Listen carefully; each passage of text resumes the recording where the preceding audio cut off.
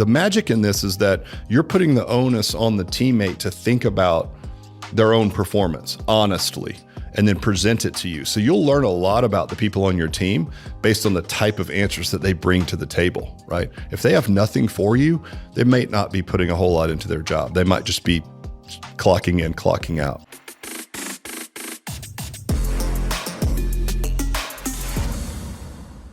What up, Matty Matt? Rick, what's happening? Good to see you again. You, Matty Light. What is it? No, Matty Ice. Matty Ice, whatever. Are you a Falcons fan? I am now. Been here long enough. Really?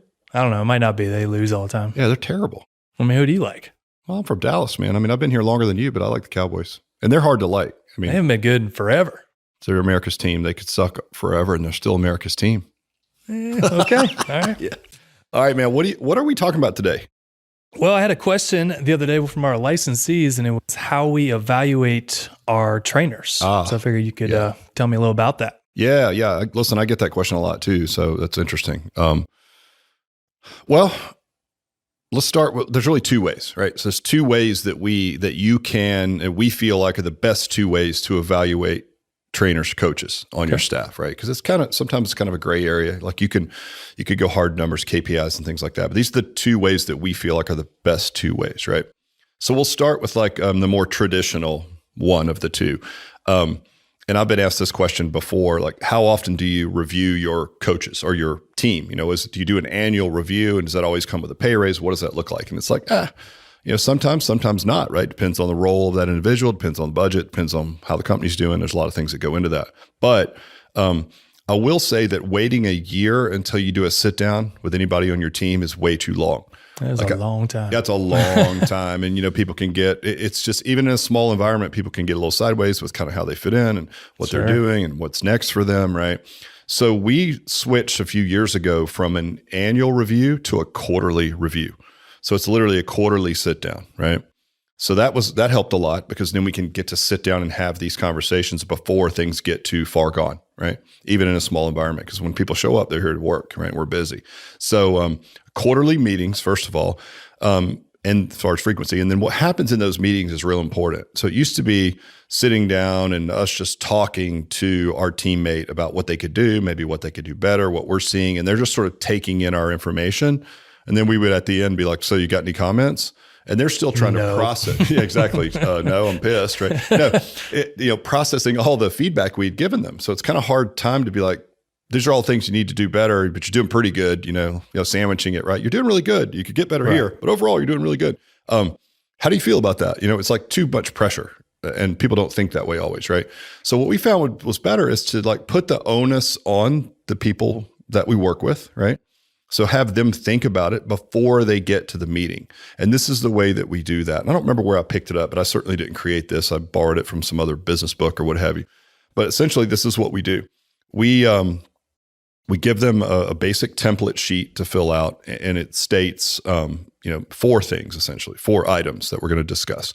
The first one is, what should you keep doing, right? Now, what that means is, imagine, I guess, you're thinking through the lens of like, somebody on the team, right, that works with us. And they're thinking like, okay, what are some things I'm doing now that I think are positive, impactful for myself and for the team that I would like to continue to do? So in other terms, this would be like, what am I doing really well right now, right? What am I going to keep doing? And this might even like bleed over into personal things. Like, hey, you know what's been helping? I've been studying for precision nutrition certification, right? I've been doing a chapter a week, that's been helping me. Just learning helps me teach.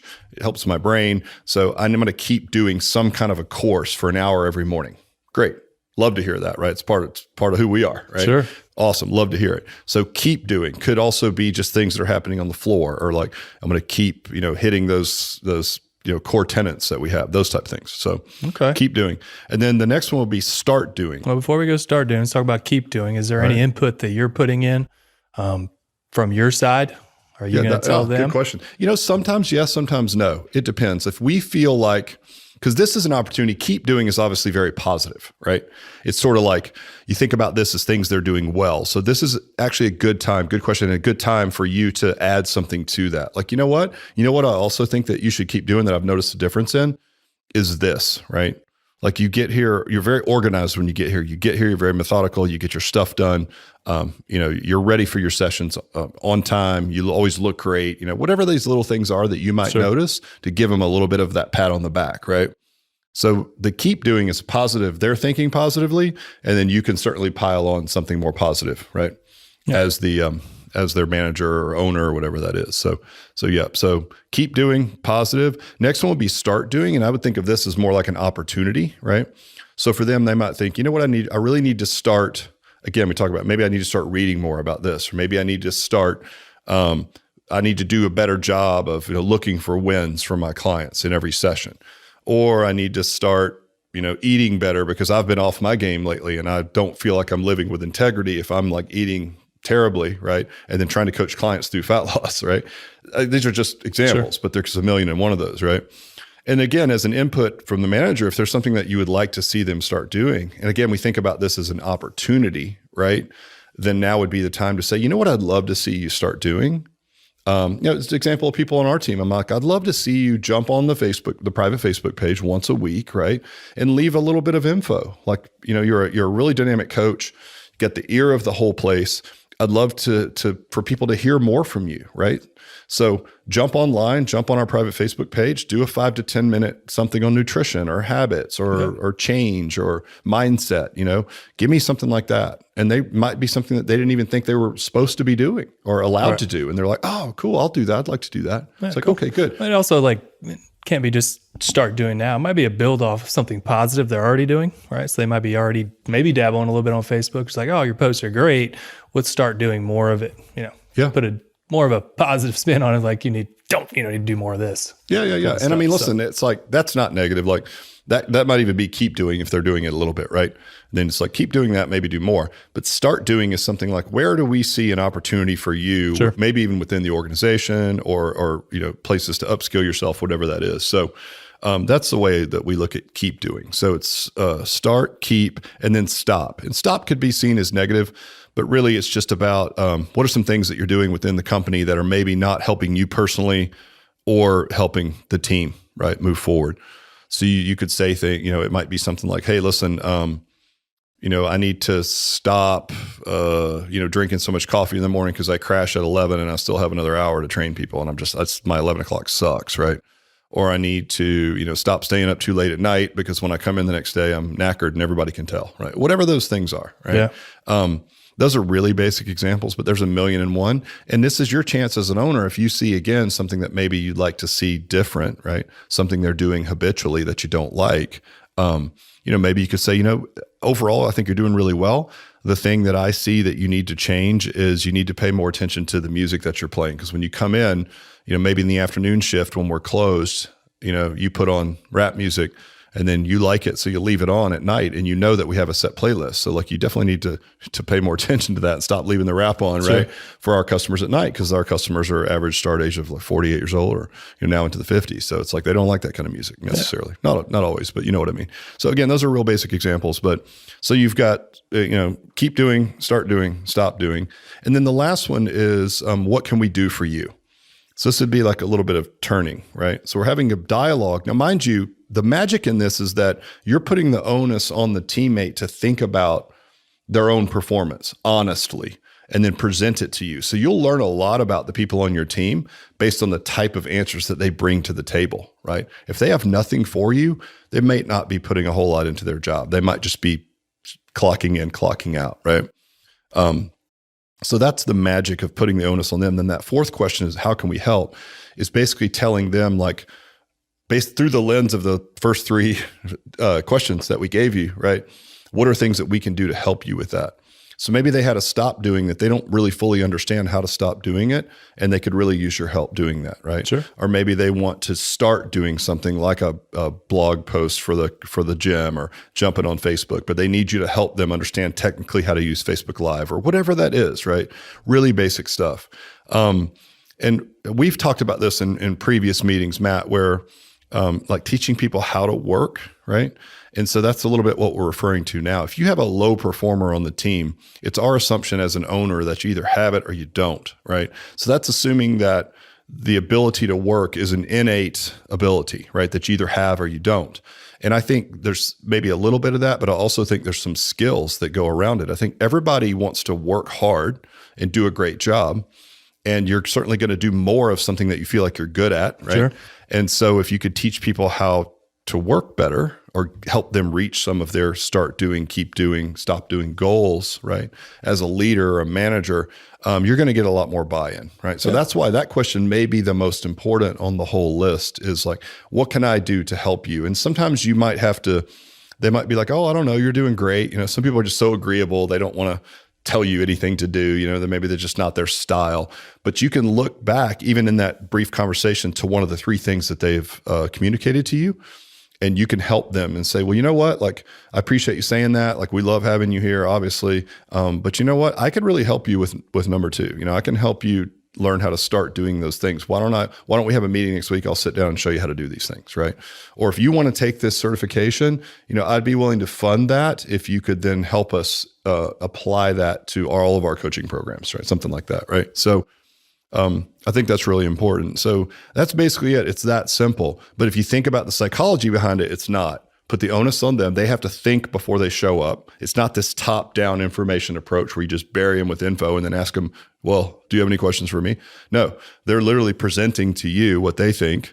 You give them feedback, maybe your perspective, so you kind of both know where you stand. And then you literally at the end are like, how can I help you? And be a good servant leader, right? Yeah. Well, I mean, at the end of the day, it's partnership. And like you said, we're trying to, build a good relationship where both sides are happy.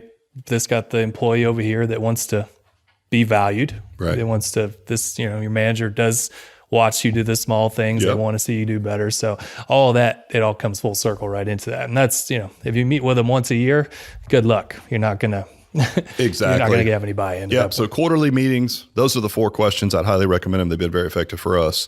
It's just friendlier too. It's like a troop, like you said, it's a partnership, right? Between one and the other. So that's what I'd recommend.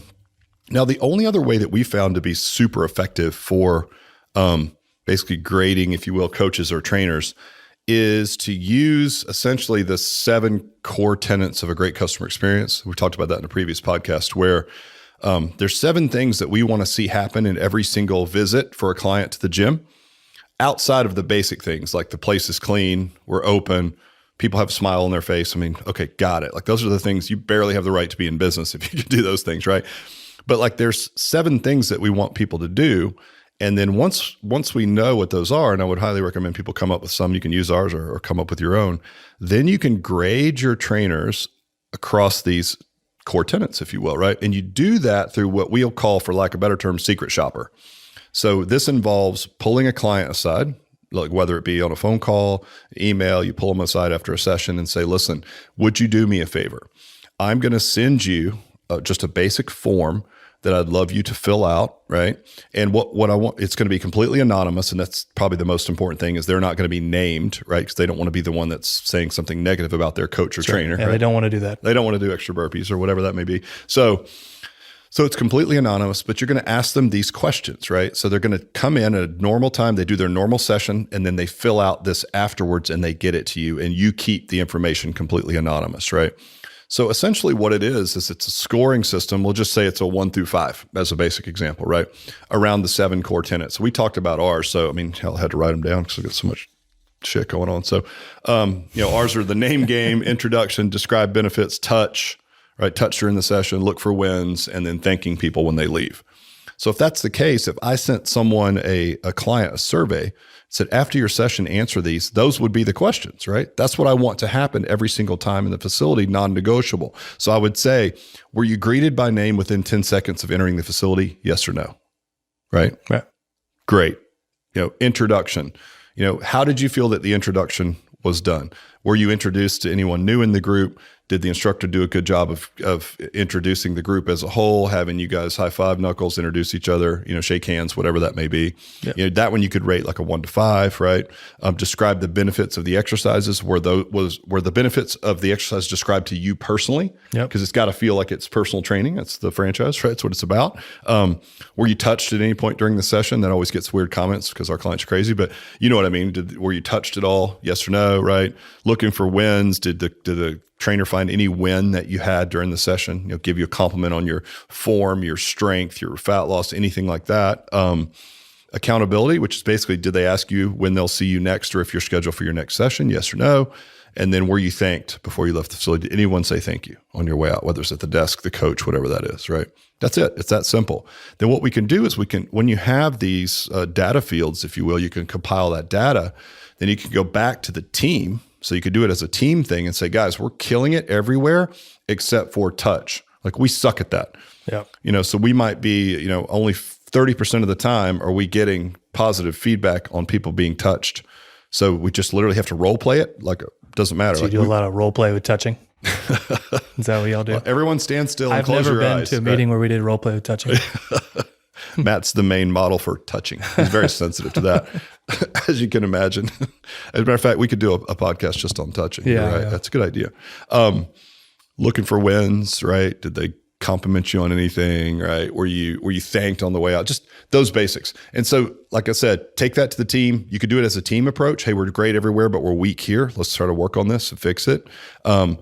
If you have, what you'll typically see though is you'll have one or two coaches that are egregiously bad at like one or two things.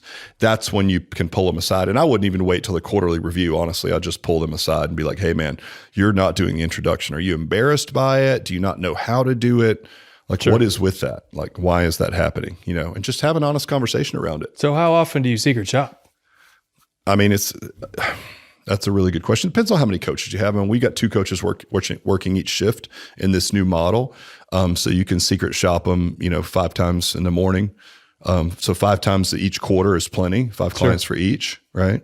And do the same thing for the evening folks. I mean, it is such a personal thing, right? Personal training, right? Do you ever worry about not getting legitimate answers? Do you ever feel like the customers are masking it? No. And here's why, because the customer, another thing that you're doing that's really positive here is you're telling your customers that what the expectations are for their customer experience, right? So that's pretty powerful because we've had clients give us feedback like, oh, you guys are you're really measuring this stuff, or you really want all this stuff to happen, or, oh, I thought you just did this, by accident. It's like, no, this is important to us. Like we are holding our guys accountable to making sure these things happen. And that your clients like that, right? Plus it gives them that ownership of the facility. Like, we're small. So in this new model where, our membership's like 250, right?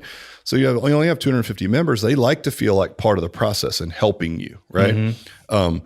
So I think it's been a real positive. And as long as they're confident that it's going to be anonymous, right?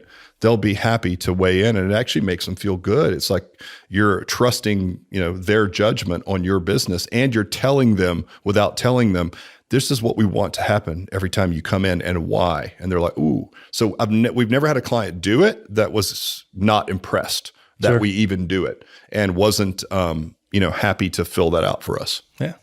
Yeah, what we should do next is talk about the core tenets of just running the business on the manager side, Yeah. There's a lot of those as well. So, but man, we try to keep these short, or we could be on here for 10 hours. Just to give you guys a heads up, offline, we usually follow up with another 45-minute conversation about something that came up, but we're trying to keep you guys short and sweet so you can get back to work. But yeah, man. So again, how do you evaluate trainers? 2 ways, right? Quarterly reviews, start doing, stop doing, keep doing, how can we help? And then secret shopping through your clients based on all the techniques and messages. And first come up with your core tenets, right? Go back and I think it's episode 4. Go back and listen to what the core tenets are for us, tweak them, come up with your own. I'd say at least have 5, and then secret shop your trainers through your clients on those 5. And it could do nothing but great things. And listen, we've been doing this for 27 years. So those are the two most effective and really the only ones that we use anymore to keep things simple. Cool. All right. Well, great. Thanks for sharing. Yeah, man. Great question. Good to see you.